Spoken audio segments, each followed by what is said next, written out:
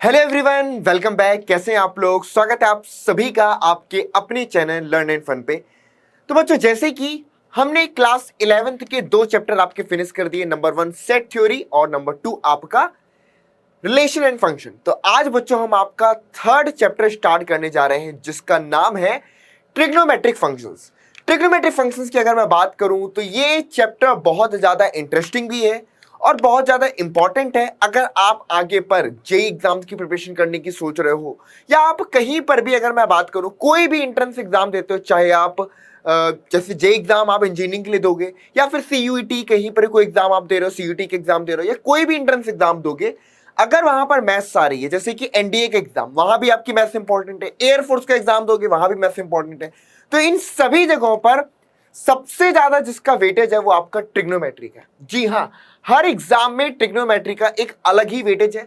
अब सोचने वाली बात आती है कितना सारा वेटेज है क्यों इसका?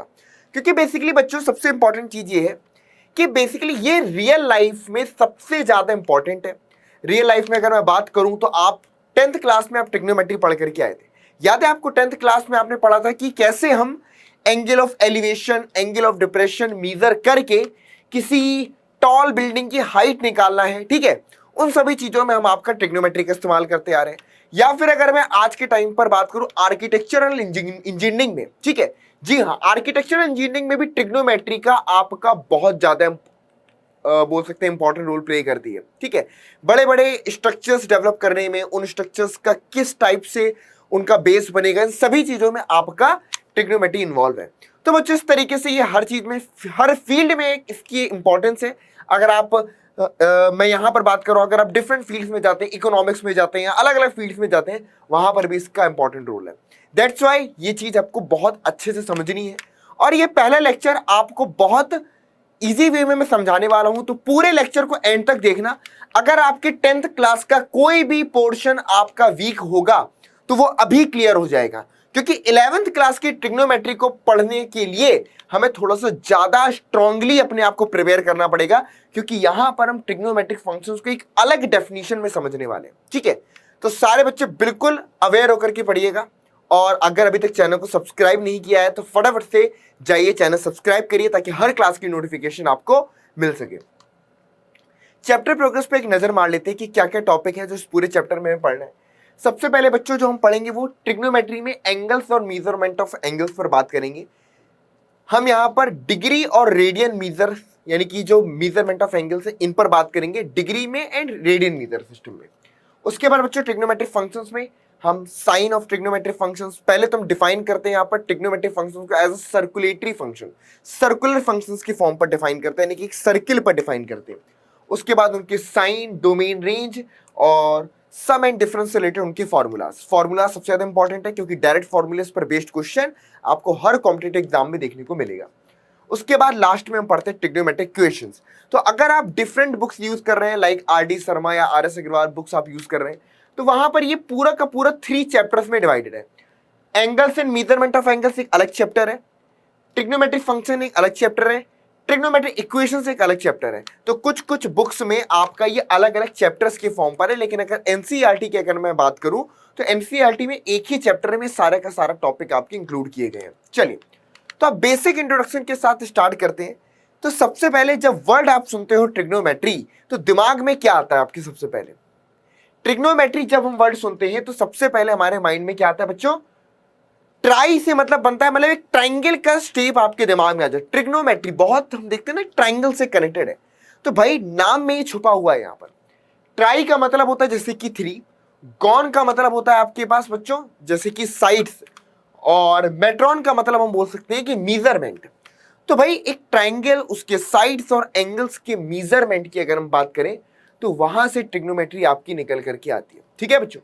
तो जैसे कि 10th क्लास में आपने पढ़ा था कि टोटल 6 ट्रिग्नोमेट्रिक रेशियोज होते हैं, और वो 6 ट्रिग्नोमेट्रिक रेशियोज कहां से निकल करके आए थे? याद है आपको? एक राइट एंगल ट्राइंगल से। तो मतलब बच्चों अगर हमारे पास, सपोज करते हैं पहले एक ट्राइंगल के बारे में कुछ बेसिक इंफॉर्मेशन ले लेते हैं, क्योंकि ये चीजें आपको अभी से थोड़ा थोड़ा क्लियर रहेंगे तो आगे पर आपको इसमें बहुत हेल्प मिलेगी। ट्राइंगल्स की जैसे ही हम बात कर रहे हैं तो थोड़ा सा रिकॉल करते हैं।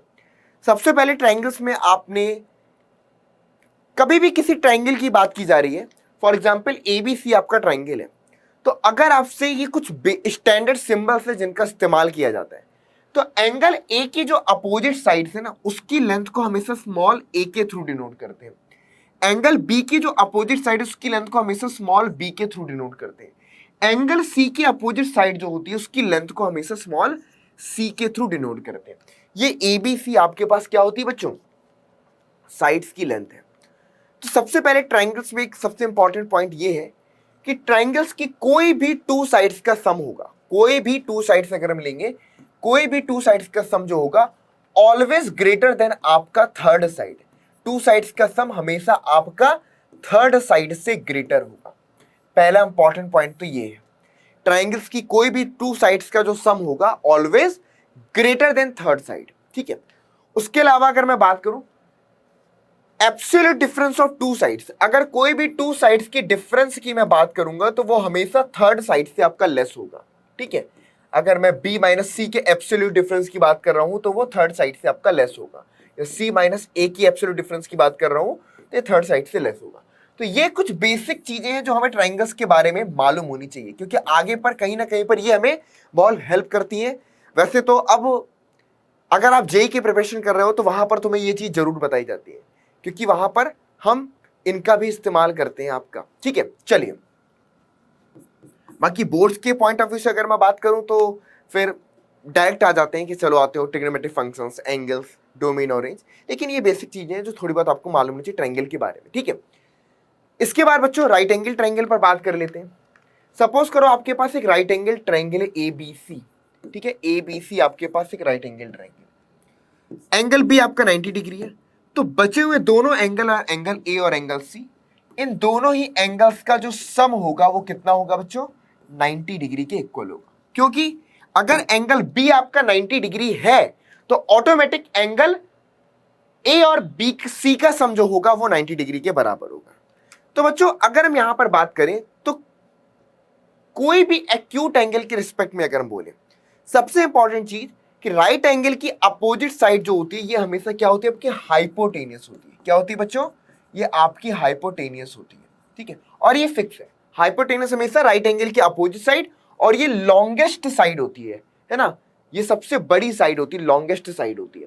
उसके अलावा अगर मैं बात करूं हाइट किसको बोलेंगे, बेस किसको बोलेंगे, ये डिपेंड करता है कि किस एंगल के रिस्पेक्ट में आप बात कर रहे हो। अगर आप एंगल C के रिस्पेक्ट में बात करोगे तो एंगल C की अपोजिट साइड को हम हाइट बुलाएंगे। एंगल C की अपोजिट साइड को हम क्या बुलाएंगे बच्चों, हाइट। और एंगल C की जो जुड़ी हुई साइड है इसको हम आपका बेस बुलाएंगे। क्लियर है बच्चों। सिमिलरली अगर मैं एंगल A के रिस्पेक्ट में बात करूंगा तो एंगल A के रिस्पेक्ट में एंगल A की अपोजिट साइड को हाइट बोलेंगे, तो उसकी एडजेसेंट साइड को हम बेस बोलेंगे। फटाफट से इसको आप लोग नोट कर लो।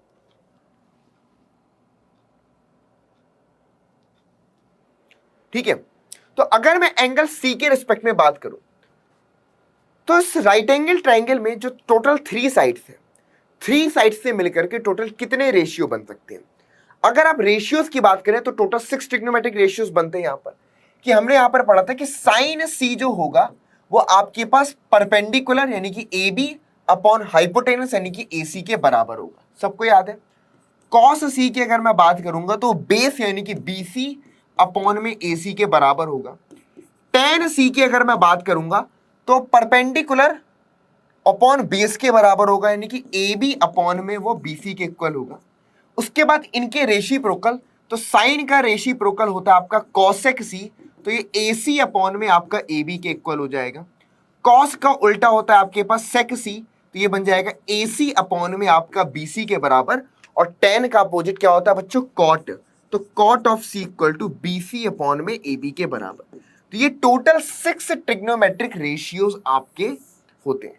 याद आ रहा है, 10th क्लास में पढ़ करके आए सारे बच्चे, है ना। 8th चैप्टर में ट्रिग्नोमेट्रिक रेशियोज आपने पढ़े थे। तो साइन क्या होता है, perpendicular upon base, sorry perpendicular upon hypotenuse. Cos क्या होता है, बेस अपॉन हाइपोटेनस। टेन क्या होता है, परपेंडिकुलर अपॉन बेस। और कॉट क्या होता है, बेस अपॉन परपेंडिकुलर।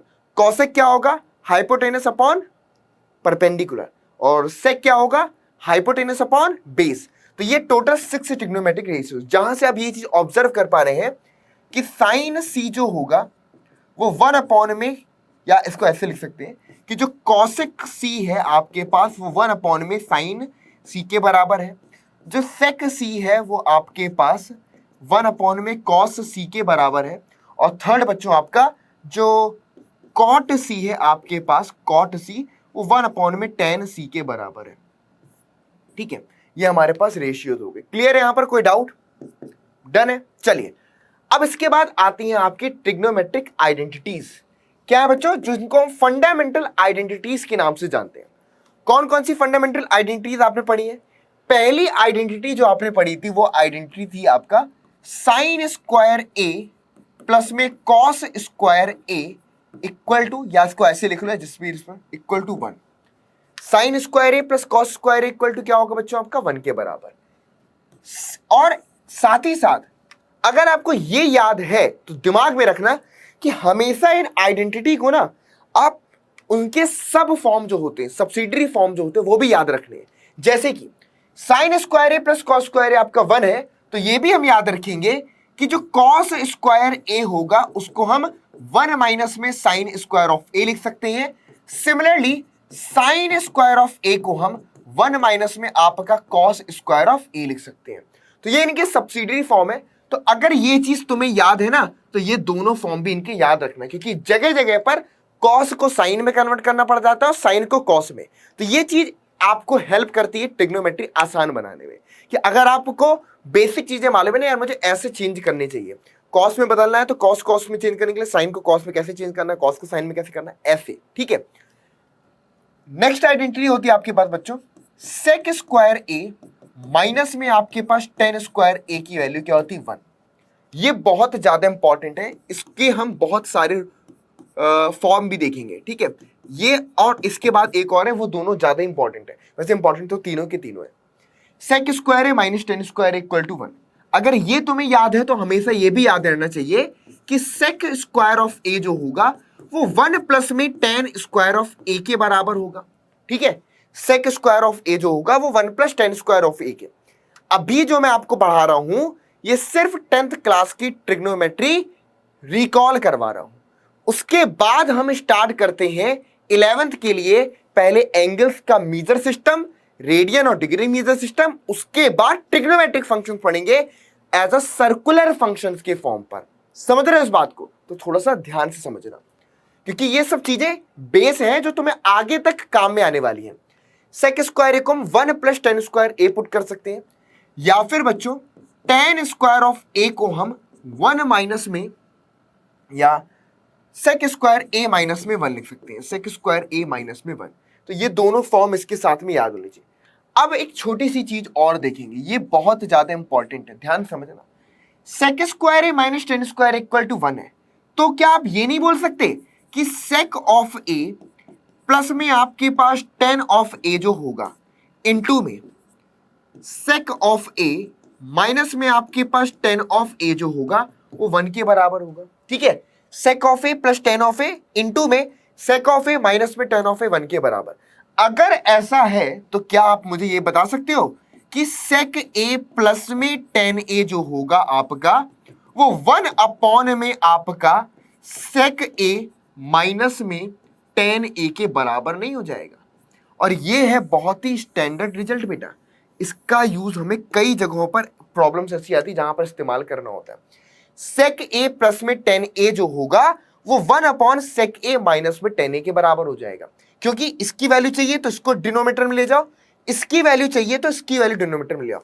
मतलब कि एग्जाम में एक ऐसा क्वेश्चन पूछ लेता है कि if sec of A plus में आपके पास ten of A is equal to P, एक क्वेश्चन पूछता है कि सेक ए प्लस टेन ए अगर आपके पास पी के इक्वल है तो बाकी सभी ट्रिग्नोमेट्रिक रेशियोज की वैल्यू बताइए।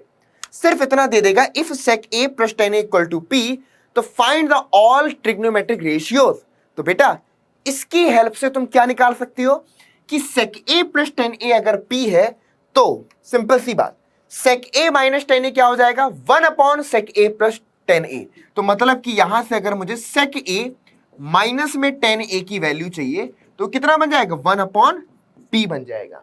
और अगर मैं दोनों को ऐड कर देता हूं तो 2 टाइम्स ऑफ सेक ए हमारे पास क्या बन जाएगा? पी स्क्वायर प्लस 1 अपॉन में पी। तो यहां से तुमको सेक ए की वैल्यू कितनी आ गई, पी स्क्वायर प्लस 1 अपॉन में आपका 2p। मैं आपको सिर्फ ये बता रहा हूं कि कैसे इस्तेमाल करना है, ठीक है। पहले समझो कि क्या इंपॉर्टेंस है इसकी, क्यों मैं तुम्हें ये बता रहा हूं, क्योंकि 9th 10th क्लास में तुम्हें शायद इतनी डिटेल्स में किसी ने नहीं पढ़ाया होगा। सीधे आइडेंटिटी के भाई ये तरीके याद करवाए, बाकी सिंपल। लेकिन बेटा ऐसे भी इस्तेमाल कर सकते हो, समझ रहे हो। तो देखो कि क्या क्या ब्रेक कर सकते हैं, आई बात समझ में। तो तुम इसको इस तरीके से, अब सेक आ गया तो कॉस आ जाएगा, कॉस आ गया तो साइन आ जाएगा, साइन कॉस मिल गया तो टेन पता चल जाएगा, कॉट पता चल जाएगा, कॉस पता चल जाएगा, सब पता चल जाएंगे। तो मतलब कि इसकी वैल्यू गिवन होने पर मैं बाकी सभी ट्रिग्नोमेट्रिक रेशियोज निकाल सकता हूं। तो ये बहुत इंपॉर्टेंट है। इसका दूसरा फॉर्म मैं भी यही लिख देता हूं कि सेक ए माइनस में आपका जो 10a होगा वो 1 अपॉन में सेक ए प्लस में 10a के बराबर होगा। 1 अपॉन में सेक ए प्लस में 10a के बराबर है। क्लियर है, नोट कर लेना। Sec A minus 10a equal to 1 upon sec A plus में 10a के बराबर होगा। बहुत ही बढ़िया। अब इसी तरीके से बच्चों अब आगे पर अगर हम बढ़े तो ये वाली सेकंड आइडेंटिटी की इंपॉर्टेंस क्या है समझ में आ गया। 1 2 3 एंड 4 टोटल 4 फॉर्म्स है जो आपको ये भी दिमाग में रखने जरूरी है। इसके बाद बच्चों थर्ड नंबर पे आई थिंक इसकी रिक्वायरमेंट थी नहीं, कोई बात नहीं, ठीक है। तो ये हमारे पास ये आइडेंटिटी हो गई। हाँ जी, अगली आइडेंटिटी जो हमारे पास है वो है third identity, cosec square of A, cosec square of A minus में आपके पास cot square of A equal to 1। Clear है। तो सेम चीज यहां से क्या बन जाएगी बच्चों कि कॉसेक स्क्वायर ऑफ ए जो होगा वो 1 प्लस में कॉट स्क्वायर ऑफ ए के बराबर होगा। क्लियर है बच्चों। सिमिलरली बच्चों यहां से हम ये भी देख सकते हैं कि जो कॉट स्क्वायर ऑफ ए होगा वो cosec square of A minus में 1 के बराबर होगा। याद करने की जरूरत नहीं है, याद नहीं कर रहे हैं, लेकिन याद ये रखना है कि हम इस तरीके से चेंज कर सकते हैं, कभी भी जरूरत है तो फटाफट से चेंज कर लो। उसके अलावा नेक्स्ट कॉसेक ए माइनस में आपका कॉट ए इंटू में कॉसेक ए प्लस आपका कॉट ए, इसकी वैल्यू क्या होती है बच्चों 1 के बराबर। ए स्क्वायर माइनस बी स्क्वायर मतलब कि ए माइनस बी इंटू ए प्लस बी।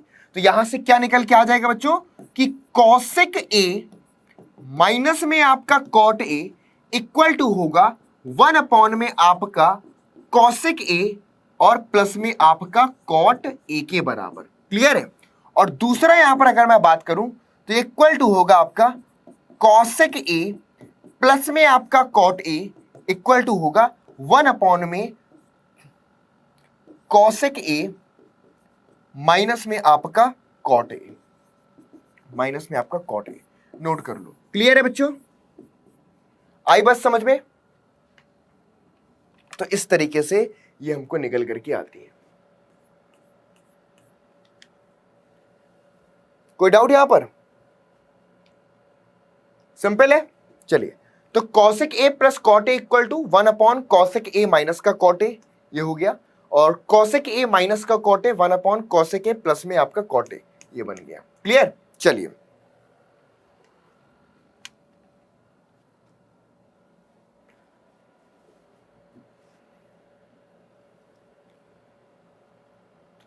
इसका जैसे यहां पर इसका इस्तेमाल करते हैं ना वैसे ही इनका इस्तेमाल हो जाता है। क्लियर। चलो अब बात करेंगे बच्चों एंगल्स के बारे में, ठीक है। अब यहां से हम स्टार्ट करेंगे ट्रांजिशन। ट्रांजिशन किसका?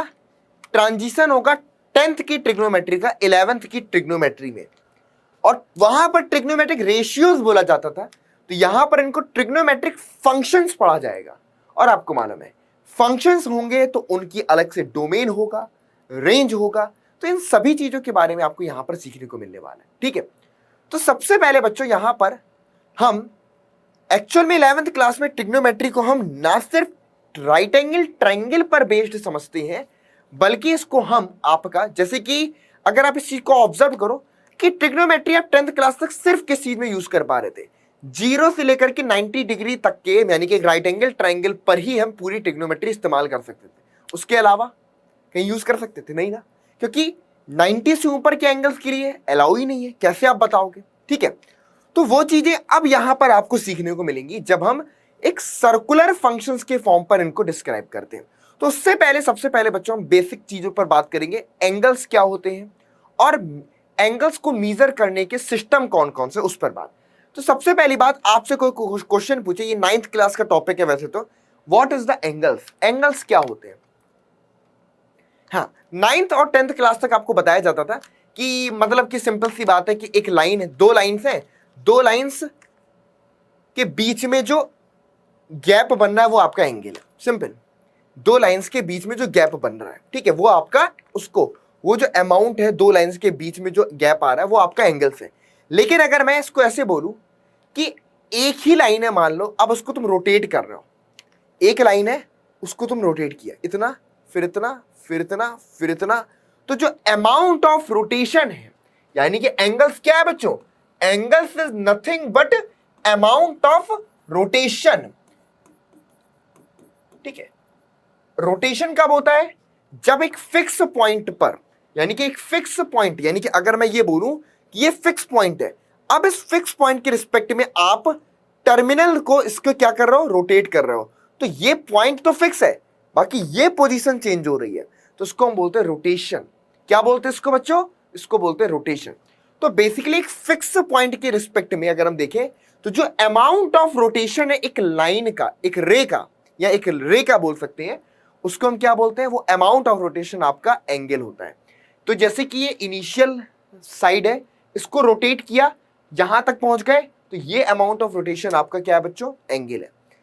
जब अमाउंट ऑफ रोटेशन आपका एंटी क्लॉकवाइज होता है, कैसे होता है, एंटी क्लॉकवाइज होता है, तो एंटी क्लॉकवाइज रोटेशन में जो अमाउंट आएगा वो पॉजिटिव एंगल्स के थ्रू उसको डिनोट, वो पॉजिटिव एंगल्स होते हैं। और जब amount of rotation clockwise direction में होता है, यानी कि हम रोटेशन कहां पर कर रहे हैं, क्लॉकवाइज डायरेक्शन में, तो जो एंगल मिलता है उसको हम निगेटिव एंगल बोलते हैं। तो पॉजिटिव एंगल क्या हुआ, जब हम क्या कर रहे हैं बच्चों, कुल मिलाकर के जब एंटी क्लॉकवाइज रोटेट कर रहे हैं तो पॉजिटिव एंगल है, और जब क्लॉकवाइज रोटेट कर रहे हैं तो नेगेटिव एंगल है। मेजरमेंट ऑफ एंगल्स, एंगल्स को मेजर करने के लिए बच्चों, वैसे तो अगर हम एंशिएंट हिस्ट्री पर जाते हो तो वहां पर आपको बहुत अलग अलग मीजर सिस्टम के बारे में डिस्क्राइब किया है, जिसमें ग्रेडियंट हो गया, है ना, ऐसे बहुत सारे, जैसे जैसे जनरेशन बढ़ती जा रही है, जनरेशन आती जा रही है ना, तो ऐसे ऐसे क्या हो रहा था कि स्टडी बढ़ते जाने से लोगों ने रिसर्च करी तो मीजर सिस्टम भी बदल रहा था। ठीक है बच्चों, तो लेकिन आज के टाइम पर अगर हम बात करें तो दो मेजर सिस्टम है जो सबसे ज्यादा पॉपुलर है और उसी को हम स्टडी करते हैं। वो है आपका पहला तो डिग्री मीटर, जो कि आप कॉमनली यूज करते हो, दूसरा है आपका रेडियन मीटर। ठीक है बच्चों, तो डिग्री मीटर और रेडियन मीटर पर हम यहां पर आपका बात करेंगे। ठीक है बच्चों, डिग्री मीटर क्या होता है, डिग्री मीटर एक ऐसा मीटर सिस्टम है जो डिग्री, मिनट एंड सेकेंड में आपका डिवाइडेड है। डिग्री मीटर सिस्टम एक ऐसा मीटर सिस्टम है जिसमें एंगल को हम डिग्री, मिनट और सेकेंड में मीजर करते हैं। किस में मीजर करते हैं बच्चों, डिग्री, मिनट एंड सेकेंड में आपका मीजर करते हैं। ठीक है, तो अगर मैं डिग्री सिस्टम की बात करूं जिसको हम डिग्री, मिनट और सेकेंड में स्टडी करते हैं, तो बच्चों डिग्री मीजर, यानी कि अगर मैं बात करूं तो 1 डिग्री जो आपका होता है, नोट करिएगा, 1 डिग्री जो है बच्चों, 1 डिग्री को 60 मिनट के इक्वल माना जाता है। 1 डिग्री को 60 मिनट के इक्वल माना जाता है, और सिंबलिक फॉर्म पर 1 डिग्री इक्वल टू 60 के ऊपर ऐसे डैश लगाकर हम इसको लिख सकते हैं। क्लियर है। अब बहुत सारे बच्चे कंफ्यूज होंगे कि सर अगर आप इस चीज को अपने घरों में जो घड़ी लगी हुई क्लॉक है, क्लॉक से कंपेयर कर रहे हो, तो बेटा क्लॉक से कंपेयर मत करना, क्योंकि क्लॉक से कंपेयर करोगे तो आप बोलोगे सर 60 मिनट का मतलब तो 1 आवर हो गया, 1 आवर मतलब कि ये तो पूरा एक कंप्लीट रोटेशन हो गया। बेटा हम इसकी बात नहीं कर रहे। ठीक है, ये अलग है, ये अलग है। ठीक है, ये दोनों अपने आप में डिफरेंट चीजें हैं। तो जब डिग्री मीजर सिस्टम बनाया गया तो उस टाइम पर डिग्री मीजर सिस्टम को डिग्री, मिनट और सेकंड में स्प्लिट किया गया, जिसमें यह माना गया, ठीक है, अब सोचो जिसने ये सिस्टम बनाए उसने खुद के पैरामीटर से खुद के मीजर लिए। उन्होंने बोला कि भाई 1 डिग्री जो है उसको हम 60 मिनट के इक्वल लेकर के चलेंगे। किसके इक्वल लेकर के चलेंगे बच्चों, 1 डिग्री को हम 60 मिनट के इक्वल लेकर के चलेंगे। और जो 60,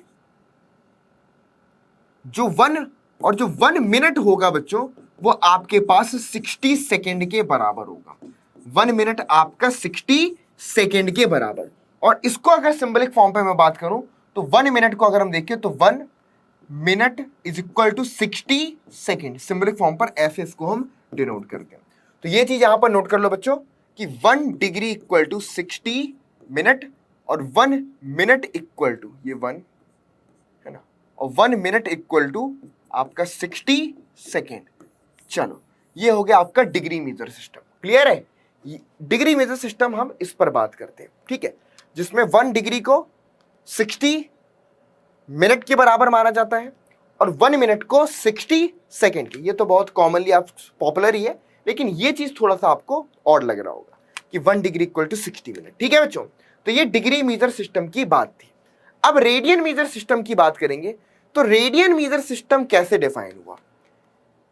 आपको सिंपल सी मैं बात करूं, मान लो आपके पास एक सर्किल है, ठीक है, और ऐसे सपोज करो एक सर्किल है और ये सर्किल का सेंटर है। ये क्या है? सर्किल का सेंटर। और मान लो ये सर्किल की रेडियस है कोई, ठीक है। अगर मैं बोलूं कि सर्किल पर कोई पॉइंट, मान लो ये ए है और ये कोई पॉइंट बी है, तो ए बी को हम क्या बुलाते हैं? ए बी को हम क्या बोलते हैं बच्चों? इसको हम बोलते हैं आर्क। इसको हम क्या बोलते हैं? आर्क ए बी बोलते हैं। तो आर्क ए बी सर्किल के सेंटर पर जो एंगल क्रिएट करता है, आर्क ए बी सर्किल के सेंटर पर जो एंगल क्रिएट करता है वो क्या होता है? थीटा इज इक्वल टू, अगर इसकी लेंथ को तुम स्मॉल एल बोल दो तो theta is equal to L upon R के बराबर होता है। ये बात सबको मालूम है, ठीक है। यानी कि अगर आपके पास कोई सर्किल है जिसकी रेडियस आपकी आर है और आर्क मान लो ए बी जो है इसकी लेंथ मान लो आपने स्मॉल एल ले रखी है, तो ये जो आर्क है ये सेंटर पर कितना एंगल सबटेंड करेगा, ये एंगल कितना सबटेंड करेगा, इस एंगल को मेजर करने के लिए theta is equal to L by R का यूज करते हैं। ठीक है बच्चों, angle equal to arc upon radius. लेकिन अब अगर आप सपोज करो कि मान लो ये जो रेडियस है आपके पास, नोट करिएगा बच्चों, ये रेडियस जो आपके पास है ये 1 यूनिट की है। 1 यूनिट का मतलब क्या होता है कि ये 1 सेंटीमीटर भी हो सकती है, 1 मीटर भी हो सकती है, मतलब कि 1 यूनिट की रेडियस है। अगर मैं सपोज करूं कि ये जो रेडियस है आपके पास वो 1 यूनिट है और ये जो आर्क आपने ली है, इस आर्क की लेंथ भी, ये जो आर्क आपने ली है ये आर्क की लेंथ भी मान लो 1 यूनिट है। ठीक है, यानी कि जितनी रेडियस उतनी ही आर्क की लेंथ। तो अगर मैं ये बोल रहा हूं कि एक 1 यूनिट की आर्क सर्किल के सेंटर पर जितना एंगल क्रिएट करेगी उस एंगल को बच्चों हम 1 रेडियन बोलते हैं। उस एंगल को हम क्या पढ़ते हैं बच्चों? 1 रेडियन बोलते हैं। यानी कि अगर मैं बात करूं तो 1 रेडियन इक्वल टू क्या होगा बच्चों? 1 रेडियन का मतलब हुआ कि एक 1 यूनिट की आर्क सर्किल के सेंटर पर जो एंगल सबटेंड कर रही है, यानी कि आर की लेंथ कितनी है बच्चों? 1 यूनिट। रेडियस कितनी है? 1 यूनिट। तो एक 1 यूनिट की रेडियस वाला सर्किल और 1 यूनिट की आर्क सर्किल के सेंटर पर जो एंगल सबटेंड करेगी उस एंगल को हम 1 रेडियन बुलाते हैं। क्या बुलाते हैं बच्चों? उस एंगल को हम 1 रेडियन बुलाते हैं। फटाफट से इसको नोट कर लीजिए, फिर से समझना, मेरी डेफिनेशन को बहुत क्लियरली समझना। एक यूनिट सर्किल का मतलब है कि ऐसा सर्किल जिसकी रेडियस कितनी है बच्चों? 1 यूनिट है, जिसकी रेडियस 1 यूनिट है और इस 1 यूनिट के सर्किल में एक 1 यूनिट लेंथ की आर्क सेंटर पर जितना एंगल सबटेंड करेगी उस एंगल को हम 1 रेडियन बोलते हैं। उस एंगल को क्या बोलते हैं? उस एंगल को 1 रेडियन बोलते हैं। सिंपल सी बात है। अगर मैं यहां से आपको बोलूं कि ये आर्क की लेंथ 1 यूनिट नहीं है, ये आर्क की लेंथ मान लो 2 यूनिट कर दिया, तो 2 यूनिट की आर्क 1 यूनिट रेडियस वाले सर्किल पर जो एंगल सबटेंड करेगा वो एंगल कितना होगा? 2 रेडियन होगा। यानी कि अगर हम सर्किल की रेडियस को 1 यूनिट ही रखें, अब उसके बाद जितनी भी बड़ी आप आर्क लोगे तो हर एक पॉइंट के रिस्पेक्ट में हमें एक रेडियन आपका एंगल्स यहां पर बनेगा। ठीक है बच्चों, तो इस तरीके से यहां पर हम ये बोल सकते हैं कि अगर ये 1 यूनिट है और एंटी क्लॉकवाइज डायरेक्शन में तो एंगल 1 रेडियन होगा, और अगर सेम चीज आपका क्लॉकवाइज डायरेक्शन में, यानी कि क्लॉकवाइज डायरेक्शन में आपने ये भी 1 यूनिट है, ठीक है बच्चों, और ये आर्क की लेंथ भी आपके पास मान लो 1 यूनिट है, तो ये जो एंगल सबटेंड होगा ये आपके पास -1 रेडियन के बराबर होगा। किसके बराबर होगा बच्चों? -1 रेडियन के। क्लियर है? तो आई बात समझ में कि एक 1 यूनिट का सर्किल, 1 यूनिट के सर्किल में 1 यूनिट की आर्क सर्किल के सेंटर पर जो एंगल सबटेंड करेगी वो एंगल होता है आपका 1 रेडियन। ठीक है? किस डायरेक्शन में? एंटी क्लॉकवाइज डायरेक्शन में। अगर सेम चीज क्लॉकवाइज डायरेक्शन में करेगी तो जो एंगल बनेगा वो -1 रेडियन के बराबर होगा। अब एक सिंपल सी बात समझना, ये पूरा सर्किल, पूरे सर्किल का सरकमफेरेंस क्या होगा? पूरे सर्किल का सरकमफेरेंस क्या होगा? ये होगा आपके पास 2 पाई। सर्किल का सरकमफेरेंस क्या होगा? 2 पाई। यानी कि जो पूरी सर्किल का सरकमफेरेंस है, यानी कि पूरी सर्किल को ही तुमने आर्क ले लिया, तो मान लो अगर L की वैल्यू तुम्हारे पास 2 पाई है, तो एक पूरा सर्किल सेंटर पर कितना एंगल सबटेंड करेगा? तो थीटा इज इक्वल टू 2 पाई और रेडियस हमारे पास 1 यूनिट है, तो ये आ जाएगा हमारे पास 2 पाई रेडियन। कितना एंगल आ जाएगा बच्चों? 2 पाई रेडियन। यानी कि एक पूरा सर्किल, सर्किल के सेंटर पर जो एंगल सबटेंड करेगा वो 2 पाई रेडियन के बराबर आएगा। किसके बराबर आएगा?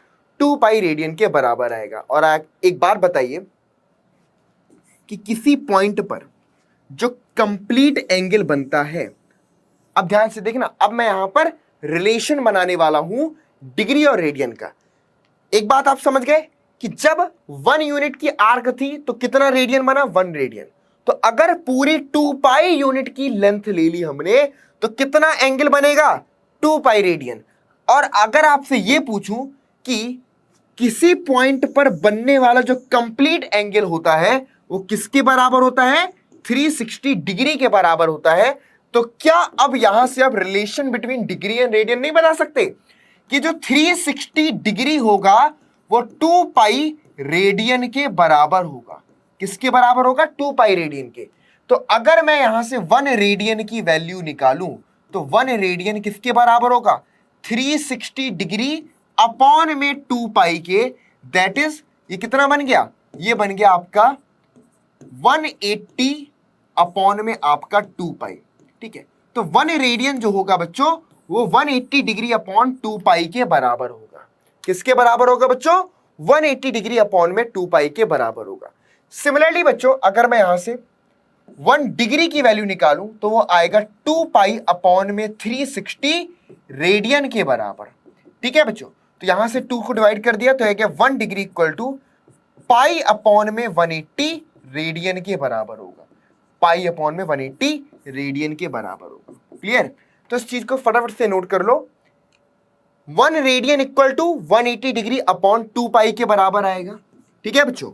और 1 degree equal to pi upon 180 radian के बराबर आएगा। मतलब कि बच्चों अगर आपके पास 60 डिग्री गिवन है, अब आपसे बोले कि 60 डिग्री को रेडियन में बदलो, तो कुछ नहीं करना, 60 में पाई अपॉन 180 से मल्टीप्लाई कर दो तो पाई बाई 3 निकल करके आ जाएगा। और मान लो आपके पास कुछ लिखा हुआ है, यहां पर मान लो लिखा हुआ है पाई बाई 4 रेडियन है। पाई बाई 4 रेडियन आपके पास गिवन है। पाई बाई 4 रेडियन को डिग्री में कन्वर्ट करना है तो पाई बाई 4 में तुम किसका 180 अपॉन में पाई से मल्टीप्लाई कर दो तो कितना आ जाएगा? ये आपके पास 45 डिग्री मिल जाएगा। कितना मिल जाएगा? 45 डिग्री। तो मतलब कि डिग्री को रेडियन में बदलने के लिए पाई अपॉन 180 का मल्टीप्लाई करेंगे और रेडियन को डिग्री में बदलने के लिए 180 अपॉन पाई का मल्टीप्लाई करेंगे। तो इस तरीके से डिग्री को हम रेडियन में और रेडियन को हम डिग्री में रिप्रेजेंट कर सकते हैं। आई बात समझ में कि नहीं आई? क्लियर है बच्चों? तो ये होता है relation between degree and radian. तो नोट कर लेना, 1 radian equal to 180 degree upon pi, that is approximately 57 degree 16 minute. ठीक है बच्चों? और 1 degree equal to pi upon में 180 रेडियन, तो 0.01746 रेडियन अप्रोक्सीमेटली, इतने रेडियन के बराबर होता है। तो ये हमारे पास 1 डिग्री और रेडियन के बीच में रिलेशन निकल करके आ गया। आई बात समझ में? ठीक है, अब इसी का इस्तेमाल करेंगे हम डिग्री को रेडियन में और रेडियन को डिग्री में कन्वर्ट करने के लिए। तो सबसे पहले ये टेबल आपके दिमाग में बैठ जानी चाहिए। 30 डिग्री किसके बराबर होगा? 30 में पाई अपॉन 80, 180 से मल्टीप्लाई किया, पाई बाई 6 रेडियन के बराबर।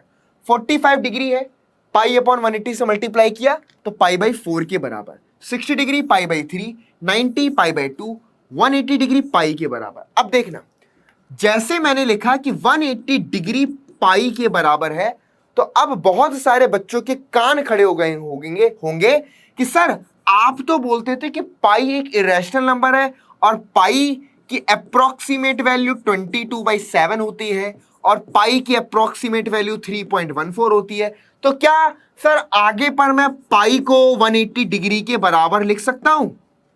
नहीं बेटा, समझो यहां पर 180 डिग्री पाई के बराबर नहीं है, समझे ना? यहां पर पाई रेडियन जो है, पाई रेडियन आपका 180 डिग्री के बराबर होता है। जब कुछ भी नहीं लिखा होता ना, तो इसका मतलब है आगे पर रेडियन लिखा हुआ है, समझ रहे हो? यहां रेडियन को हम अंडरस्टूड लेकर के चलते हैं, है ना, कि हाँ भाई पाई रेडियन की बात की जा रही है।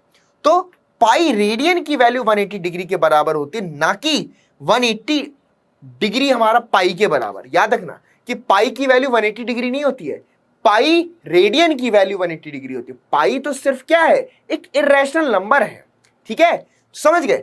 बाकी हम पाई की वैल्यू 22/7 ही लिखेंगे, 3.14 ही लिखेंगे, लेकिन पाई रेडियन पूछा जाएगा तो वो 180 डिग्री के बराबर होगा। सिमिलरली 270 डिग्री 3π/2 के बराबर, 360 डिग्री आपके पास 2 पाई रेडियन। सबके सब नीचे पर रेडियन, ऊपर डिग्री मेजर आपको दिया गया है। क्लियर है? आई बात समझ में? ओके, अब क्वेश्चन है आपके पास, convert 40 degree 20 minute into radian measure. हमें 40 डिग्री 20 मिनट को रेडियन मीजर में बदलना है। तो आ जाइए, देखो ये 40 डिग्री लिखा है और प्लस में आपके पास एक तरीके से 20 मिनट है। तो बच्चों रेडियन मीजर में बदलने के लिए सब पूरी क्वांटिटी को डिग्री में बदल लो। 40 डिग्री तो ठीक ठीक है, अगर आपको मालूम है कि 1 मिनट जो होता है, 1 मिनट जो होगा वो 1/60 डिग्री के बराबर होगा, क्योंकि 1 डिग्री इक्वल टू 60 मिनट, तो 1 मिनट इक्वल टू 1/60 डिग्री।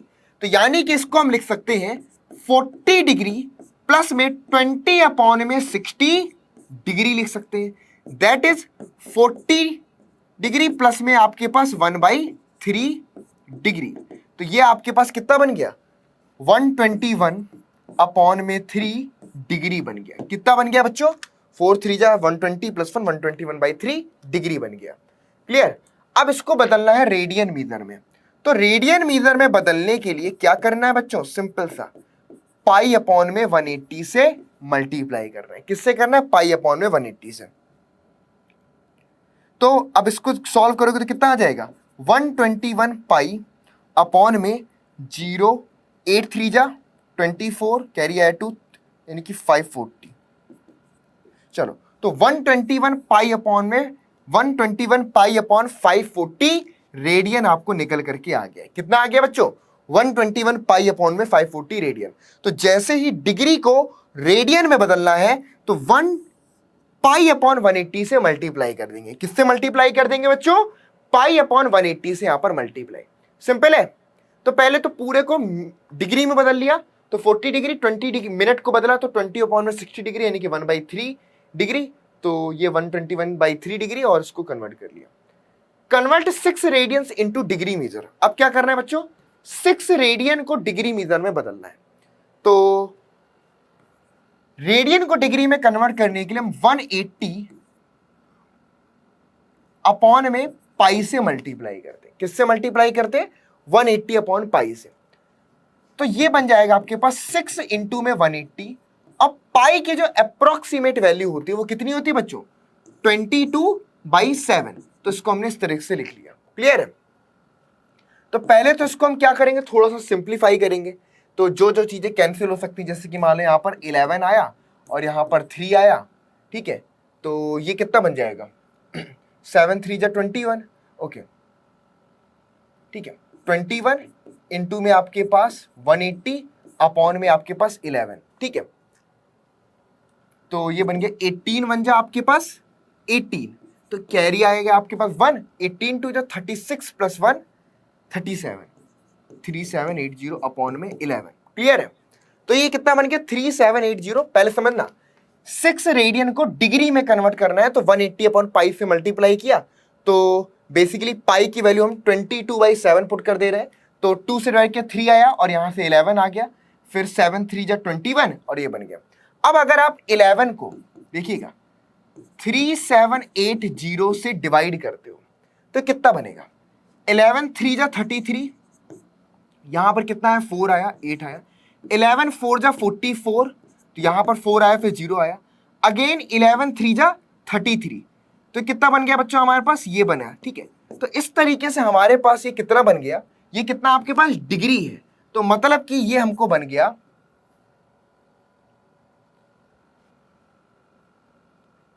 है ना, तो ये बेसिकली क्या बन गया, डिवाइड किया इससे, तो ये डिवाइड कर रहे हैं तो ये हमारे पास बन गया 343 इंटू में आपके पास 7/11। ठीक है बच्चों, 343 डिग्री इंटू में 7/11, यही बन गया आपके पास। ठीक है, मल्टीप्लाई करोगे तो एज इट इज आपके पास फिर से आ जाएगा, है ना, सॉरी मल्टीप्लाई के यहाँ पर ऐड कर दिया। ठीक है, तो हम इसको ऐसे लिख सकते हैं। ठीक है, इसको इस तरीके से डिग्री में हम आपको चाहें तो ऐसे लिख सकते हैं। ठीक है, तो 343 रेशियो 7/11 डिग्री। क्लियर है? 343 7/11 डिग्री, ऐसे आप चाहो लिख सकते हो। क्लियर? आई बात समझ में? आपको कोई दिक्कत है ना? अब इसको भी तुम चाहो तो, है ना, चाहो तो इतना लिख सकते हो, या फिर तुम इसके आगे भी लिख सकते हो, जैसे कि 343 डिग्री तुमने अलग लिख दिया, प्लस में 7/11 डिग्री को अगेन तुम किस में कन्वर्ट कर सकते हो, मिनट में कन्वर्ट कर सकते हो। तो ये बन जाएगा 343, अब 1 डिग्री में 60 मिनट होते हैं, तो 7 इंटू में 60 अपॉन में आपका 11 मिनट बन गया। तो बेसिकली कितना बना, 7 6 42 अपॉन में 11, अपॉन में क्या है बच्चों आपका 11 है। चलिए, तो ये क्या बन जाएगा, 11 3 जा 33, यहां से है आपके पास 7 और 2 9, फिर 11 8 जा 88, तो यहां से आपके पास आ गया 2, तो ये बन जाएगा आपके पास सिंपली, इसी को अगर मैं देखूं तो 343 डिग्री प्लस में आपके पास 38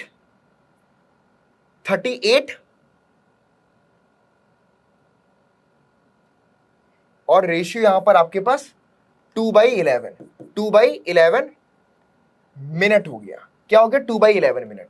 तो अब इसको तुम चाहो तो लिख सकते हो 343 डिग्री प्लस में 38 मिनट। अब मैं 2/11 मिनट को अगेन सेकंड में कन्वर्ट कर सकता हूं। किस में कन्वर्ट कर सकता हूं, सेकंड में कन्वर्ट कर सकता हूं। तो ये बन जाएगा 343 डिग्री प्लस में 38 मिनट, और ये बन जाएगा 2 इंटू में आपके पास 1 minute equal to 60 second upon में 11। तो ये बन गया बच्चों 120 अपॉन में 11। तो अगर इसको डिवाइड करोगे 120 को इधर से 11 से, तो 11 बन जाए 11, यहां पर 0 आया, तो कितना बन गया, तो ये आपके पास बन गया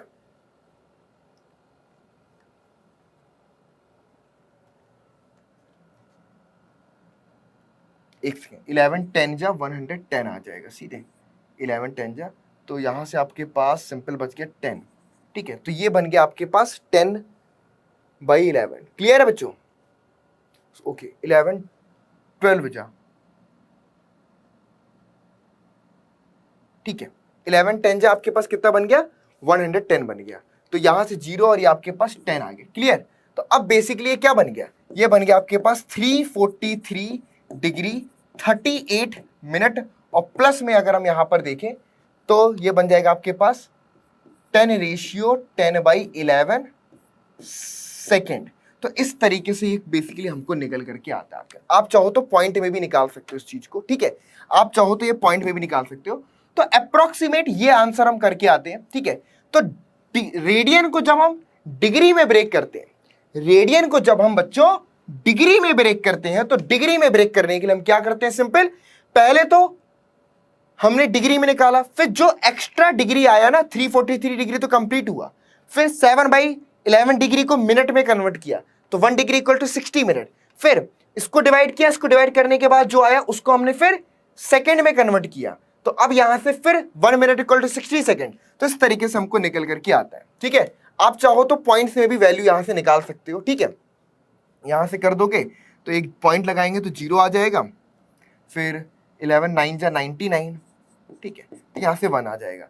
तो ऑलमोस्ट अगर हम यहां पर देखें तो अप्रोक्सीमेट 10.9 सेकेंड भी आप चाहो तो यहां पर लिख सकते हो। ठीक है, अप्रोक्सीमेट आप यहां पर चाहो तो 10.9 सेकेंड लिख दो, या डायरेक्ट 10.9 अप्रोक्सीमेट 11 के बराबर है तो 11 सेकेंड लिख दो। ठीक है, इस तरीके से आंसर हो जाएगा 343 डिग्री 38 मिनट 11 सेकेंड, ये आपका आंसर निकल करके आ जाएगा। क्लियर है बात?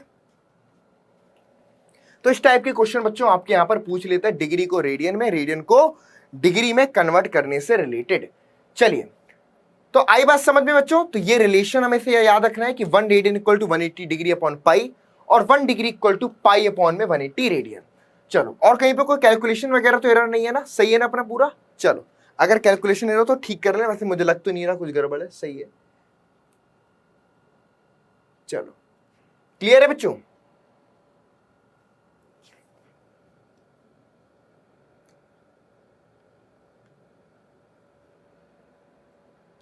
ये अप्रोक्सीमेट 11 सेकेंड के बराबर मैंने लिख दिया। ठीक है,